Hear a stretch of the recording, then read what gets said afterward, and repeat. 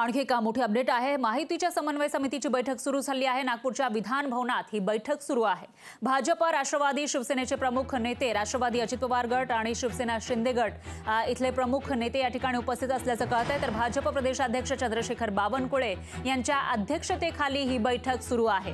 त्यामुळे महायुतीच्या समन्वय समितीच्या या बैठकीमध्ये नेमकी काय खलबतं होणार, काय रणनीती आखली जाणार ते पाहावं लागणार आहे। आता या बैठकीला सुरुवात झाल्याचं कळत आहे। याविषयी अधिक माहितीसाठी आपले प्रतिनिधी चेतन ननावरे हे थेट नागपूरवरून आपल्यासोबत जोडले गेले आहेत। चेतन, काय सांगाल? महायुतीच्या समन्वय समितीची बैठक सुरू झाली आहे, काय अपडेट्स आहेत या बैठकीचे? मंदिर विकास आयोग चेतन, माझा आवाज येतोय?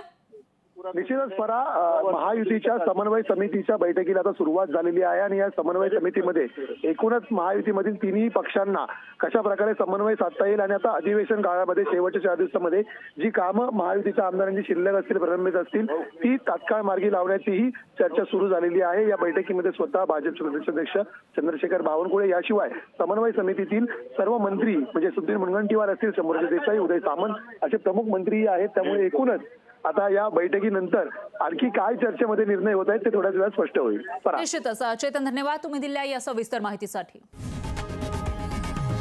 लोकशाही मराठी ऐका, पहा, जागरूक रहा।